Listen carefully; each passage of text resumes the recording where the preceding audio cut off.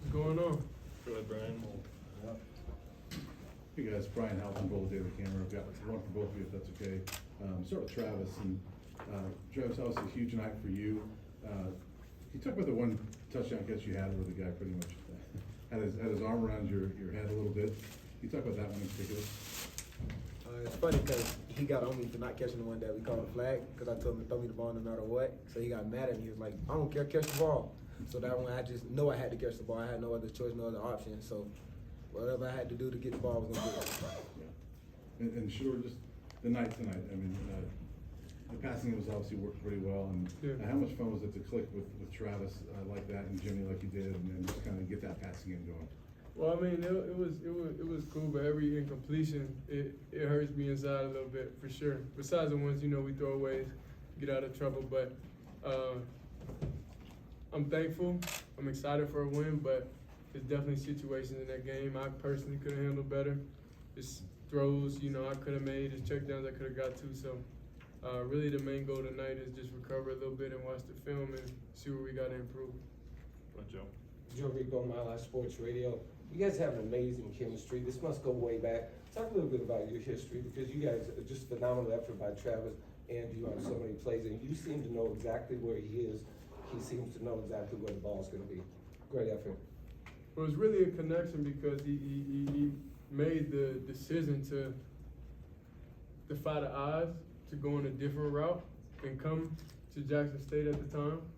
And like from then on, it's like something that I look back and now I really respect him a lot for because a player of his caliber didn't have to do that, but he did, and that's powerful right there.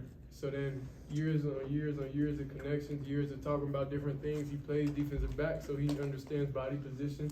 He understands a lot of things a lot of receivers don't understand. So that's like the pro of having him on there when he practices all week on defense sometimes, or then he gets out there and he handles his business, and it's just we locked in mentally. So that's the overall goal. I'm trying to get with all the receivers, really, because everybody know each game somebody's gonna shine. Like I didn't know Jimmy had 198 yards today. That was crazy. He should have been right here. Everybody got involved, so that's what's good. Everybody got some touches, but we just gotta make sure everybody gets the ball. Go ahead, Adam. Adam, Mr. Tiger, 24/7 Sports. Shedeur, you were hit a few times but sacked just once. How did the pocket feel tonight for you? Yeah, Olama had an incentive. That's it. They had a great incentive.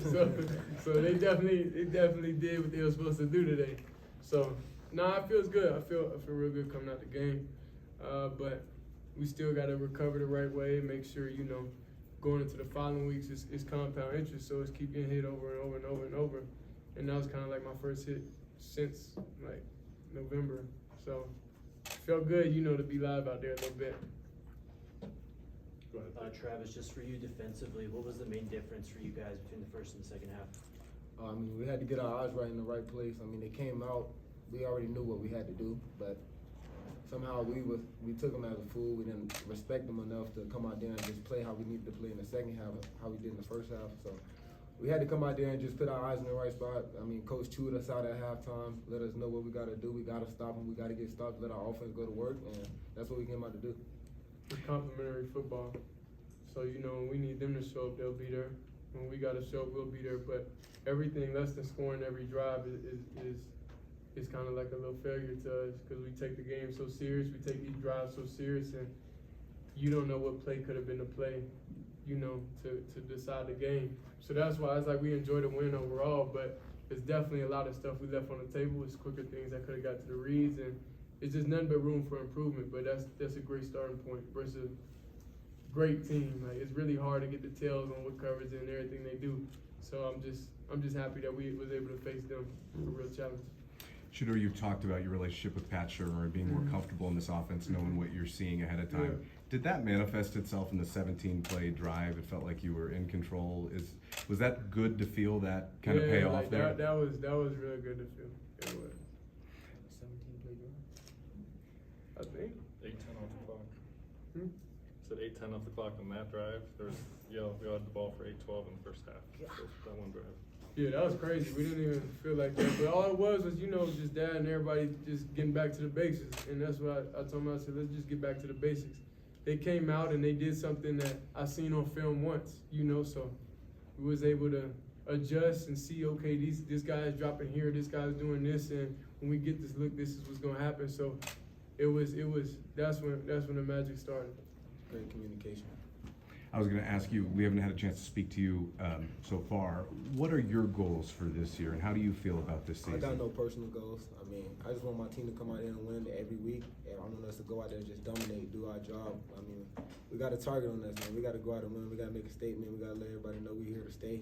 We're not here no mediocre teams. I mean, that's why I didn't want to talk to the media. I just want to go to work with my guys and let them know, wait, I'm here with y'all. Like, y'all got to have my back just like I got y'all back. Let's go in here and let's win. But honestly, it's no personal goals though.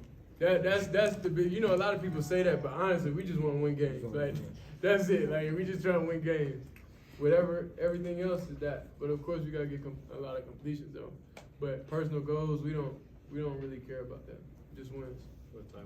Tyler King with the Denver Gazette. Sure, your dad was in here saying that the pass to LeJohntay was something you kind of checked into because you wanted to get him a big play. I mean, what were you seeing on that play that you just wanted to get LeJohntay?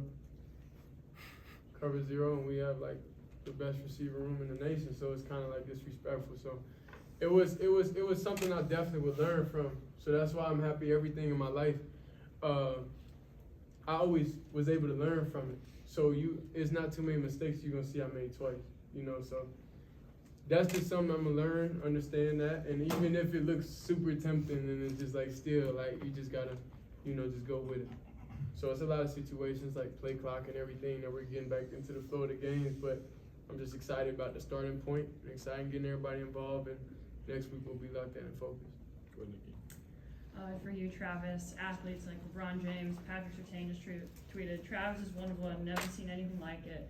When you hear all of these positive comments coming from some of the best players around the league in basketball, wherever, how much does that fuel you in your game and recognize you are one of the best athletes in college football? I mean, it don't do nothing to me at all. I mean, it's a lot of people that love me, it's a lot of people that hate me. If I try to look on the internet and see what people are saying about me, it's not gonna be good for me. I mean, I'll be down in my shell, not want to talk to nobody, because there's a lot of haters, but it's a lot of good people. So I don't even try to look at it, I don't pay attention to it. I just want to win with my team, go out with my brothers, and the end goal, I want us to be holding up a trophy. Go ahead, Brian. Travis, I want to ask you about one of your teammates. Cam Craig went down tonight. What happened to him? Tackle. But Savion Riley came in and played a pretty good game. Can you talk about Savion and just kind of the way he stepped up tonight? I mean, Cam been on him. I mean, the weight room, him and Cam work out. He try to do something that Cam don't like, don't mess with. Cam gonna make sure he fix it, because he know, like, if I go down, you got to get in there. You got to be the next dude to go in there and lead us. So, I mean, Cam did a pretty good job of helping him out this offseason, teaching him the way to goes, and like how you got to treat your body, how you got to go along with everything, how you got to be in the playbook. So Cam did a real good job of doing that. So we know when he got in the game, all we got to do is communicate with each other, and we'll be going in there, we'll be doing what we've been doing, even if Cam not in there. Go ahead, David. Shedeur, David, I'm with The Athletic. How does this offense compare to what you guys ran last year, and how does that process of game planning, game day, how does that compare to what you guys ran a year ago? Well, it's really tough in practice. It's tough, just like you said, like Savion, like it's going against a safety like him, because I go, you know, ones go against twos and everything. But it really gets him prepared, you know, for the moment. And he prepares me for the other safeties we're going to face, just by looking them off, just by small details and what he's talented at and how rangy he is also. So I feel like overall, like mentally, I've grown. I watch a lot more football than I ever done now, because I'm really, like, you know, a student of the game, and I just love seeing how everybody else figures out and fixes different problems in the game. So that's just what amazes me. What about working with Coach Shermer? Oh yeah, Coach Shermer is real easy. It was definitely, I feel like we trust each other. He sees things a certain way, I see things a certain way, and then we're able to communicate. Like if he says, okay, it's this play, I asked him, okay, what are you seeing here? Like, so I can understand like his thought process, and same vice versa. So it's very complimentary, and I love it. Scott, go ahead. What's good, y'all? Question for both of you. Shedeur, you mentioned getting a lot of guys involved. I think 4 or maybe 5 of your first completions were to different guys, one of them being Draylon. It seemed like there was a bit of an effort early on and even later on, get him involved, get him touches. What do you like about his game? What do you see out of him and Travis as well? Well, it's really to get all the receivers involved. It's just about really what coverage, it's about the coverage. It's not really even about the super pretty much ISO. Plays break down, but overall that's just how football is. You're not just looking at, I'll say, one guy the whole time. You're going through different reads, you're going through different things, and anything you're unsure of, you're gonna find running backs, you're gonna find the check downs, whether it's shallows, anything, comebacks, anything. So that's the main thing. Is really it's not about what receivers are in what places. It's just about what the read and what the defense gives you. Last one, go ahead, Troy. Shedeur, is there anything Travis does that surprises you as a receiver? Because you see him every day in practice, we don't. Is there anything he does? I don't see him every day in practice. Yeah, I don't see him every day in practice, but his ability to get out there, even with just a less amount of reps, and be able to adjust and be able to see it.